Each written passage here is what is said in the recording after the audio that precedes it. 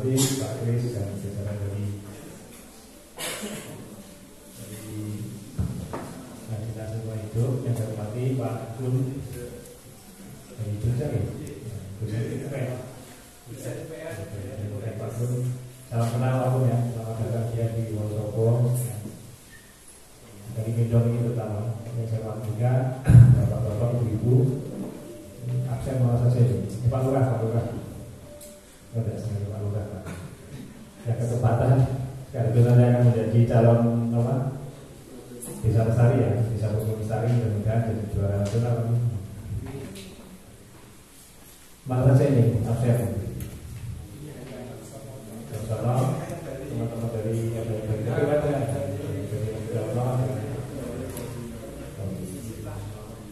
alhamdulillah hari ini saya bisa suara ke sini ke Gendong dan menepati janji Pak Lurah. Saya sudah ke Gendong ke Gendong. Saya masuk sini, wah apa ini?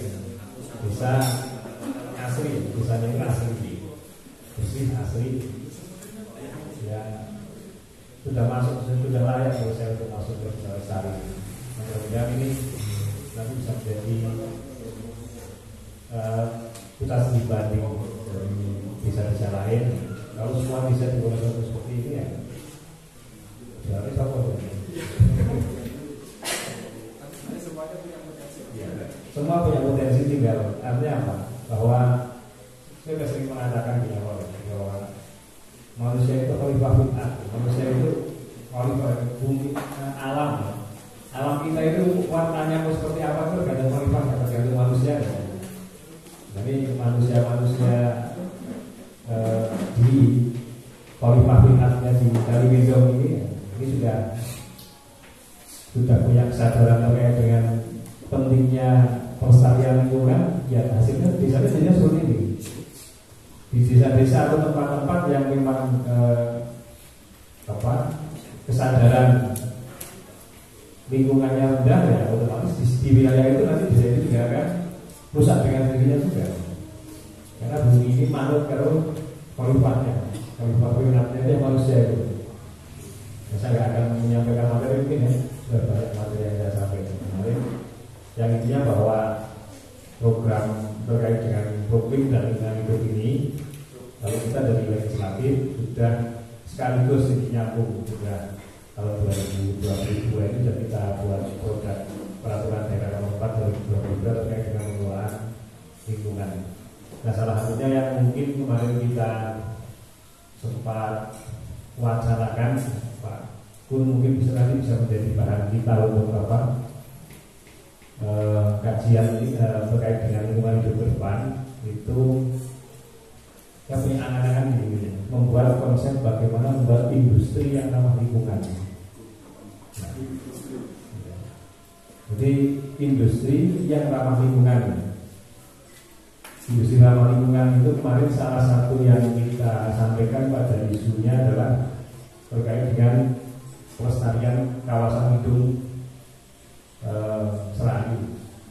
Yang di situ sudah menjadi masalah nasional juga. Nah, di situ bagaimana mengembalikan kawasan hidung Serayu itu, ya konsepnya bagaimana kawasan hidung dikembalikan ke fungsinya. Akan tetapi di situ mau tidak mau kalau bicara industri ramah lingkungan, bicara industri juga harus ada keuntungan untuk masyarakat. Artinya apa? Kalau selama ini di kawasan lindung itu sudah banyak digunakan untuk tanaman ketan dan sebagainya, itu bagaimana nanti masyarakat dialihkan, yuk kita beralih menanam atau berbudaya yang lebih ramah dengan lingkungan. Saya kemarin salah satu contohnya adalah mengajukan yang dimaksud dengan konsep ramah lingkungan itu banyak hal yang bisa kena. Itu adalah dikaitkan dengan industri energi terbarukan. Yang terbarukan salah satunya adalah pengganti batu bara.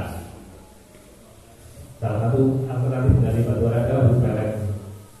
Kalau di kawasan-kawasan Dieng dan sekitarnya, termasuk nanti mungkin bisa saja di kawasan Wonosobo yang lain, itu nanti pemerintah misalnya bahan pellet itu kan kaliandra. Nah, kaliandra itu kan lebih ramah lingkungan daripada mungkin dengan kopi, karika atau ketan. Karena apa? Tapi bagaimana yang dimaksud industri ramah lingkungan itu adalah bagaimana agar kalian atau tanaman yang lebih ramah lingkungan ini punya nilai ekonomi bagi masyarakat. Masyarakat mau menanam kalau di situ ada ekonomi, itu yang dimaksud dengan industri ramah lingkungan.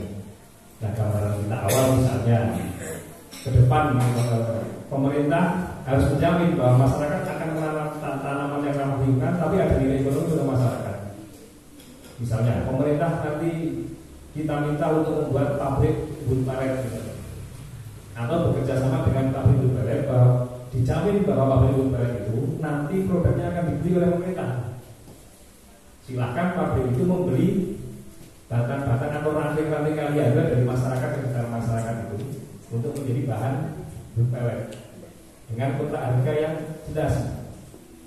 Nah, itu gambaran saya. Kalau memang ada nilai ekonominya, masyarakat tanpa disuruh pun mereka akan menanam dengan sendirinya. Nah, tapi ini coba kita awali dari kawasan itu. Kita sudah kemarin ngobrol dengan Pak Kades Dieng. Itu insya Allah Pak kita ya hari Minggu, kapan-kapan hari Minggu insya Allah kita ketemu ya. Nanti ada Mas Atur, mantan anggota DPR RI mau ke sono lagi. Nanti siangnya kita akan ketemu dengan beberapa pengusaha kayu dan termasuk juga pelestarian kawasan Surojadian itu. Nanti kita akan ngobrol konsep ini lebih dalam. Barangkali nanti ini bisa menjadi kayak satu terkait dengan industri ramah lingkungan. Sekali lagi ini baru angan-angan impian. Bagaimana kita membuat konsep industri ramah lingkungan. Itu mungkin sebagai sambutan. Nanti kita bisa diskusi lebih panjang lagi. Yang jelas, insya Allah kita dari DPRD, peran kita di DPRD dari regulasi sudah kita buat untuk tahun ini, agar masih belum disosialisasikan bahkan Pak Kano, Pak Kris saya mungkin belum masuk KPM. Kita produknya produk yang sudah kita buat udah apa tahun 2022 ini nanti bisa disosialisasikan, menjadi bahan produk ini menjadi bahan dasar untuk kita untuk melangkah lebih jauh lagi dalam membuat kebijakan-kebijakan terkait dengan lingkungan hidup. Nah, terakhir bahwa di pertemuan yang lalu saya sudah menyampaikan ya, bahwa problem lingkungan di Wonosobo ini yang masih menjadi PR kita adalah itu alih fungsi lahan, kemudian galian C, ada lagi sampah, kemudian ada lagi penurunan debit mata air Wonosobo 12 tahun ini menjadi PR kita ke depan. Jangan sampai kita harus melakukan kabupaten yang berada di hulu. Besok Wonosobo ini akan menjadi hulu 3 waduk kalau tidak salah besok. Waduk Bogowonto, kemudian waduk Wadas Lintang, waduk Perican yang sudah dibuat tambah satu lagi, kemudian besok waduk Bogowonto. Waduk benar di Das Bogowonto itu hulunya di Wonosobo semua. Nah, ini jangan sampai nanti ini menjadi masalah besar ke depan di saat nanti lingkungan tidak kita perhatikan, kawasan-kawasan alih fungsi lahan galian C dan sebagainya tidak ditata, kemudian ini akan menjadi bencana bagi yang menuju kita ke depan. Nah, ini kita tidak mengalami atau belum mengalami, tapi saya membayangkan seandainya mungkin kalau ini tidak kita seriusi, bukan tidak mungkin nanti anak cucu kita 10, 20, 30 tahun ke depan air itu menjadi seperti BBM bagi manusia. Semuanya harus beli. Nah, ini yang harus kita antisipasi. Kita belum mengalami sekali, tapi bukan tidak mungkin. Kita sudah mulai sedikit mengalami ya. Kita kadang makan rapat seperti ini hanya beli air kemasan. Tapi air di luar kemasan itu kita masih banyak. Tapi bukan tidak mungkin nanti 10, 20, 30 tahun ke depan itu akan menjadi barang yang harus dibeli semua. Kalau kita tidak peduli pada lingkungan. Itu saya ini. Wassalamualaikum warahmatullahi wabarakatuh. Waalaikumsalam. Terima kasih atas sambutannya dan pengarahannya. Memang benar Pak Bangun berbeda dengan air ya, hasil inventarisasi kami itu cuma ada 12% dari ribuan itu ada pengurangan debit. Tetapi memang sebagian besar itu ada di wilayah persawahan dan wilayah atas. Kalau di sini kalau untuk debit relatif masih terjaga, hanya sedikit itu di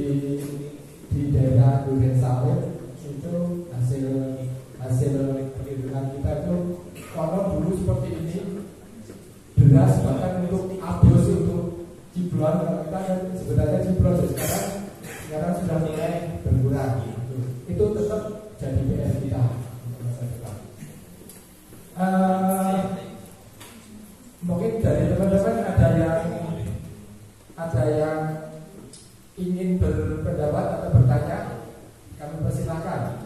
Kita 3 saja ya, nanti kita diskusi di luar.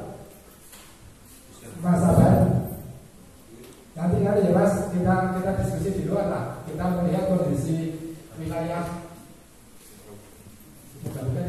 wilayah Dusun Karingin itu seperti apa. Sebenarnya bisa memperlihatkan sebagai contoh dari teman-teman ini, teman-teman admin Mas, yang akan nantinya insya Allah akan berbarengan dengan kami, dengan Kalimendong juga, untuk mengisi SNN, Sistem Register Nasional, yang tadi diaturkan oleh Mas Sabar juga sudah contoh-contohnya ya, itu dokumennya itu seperti itu.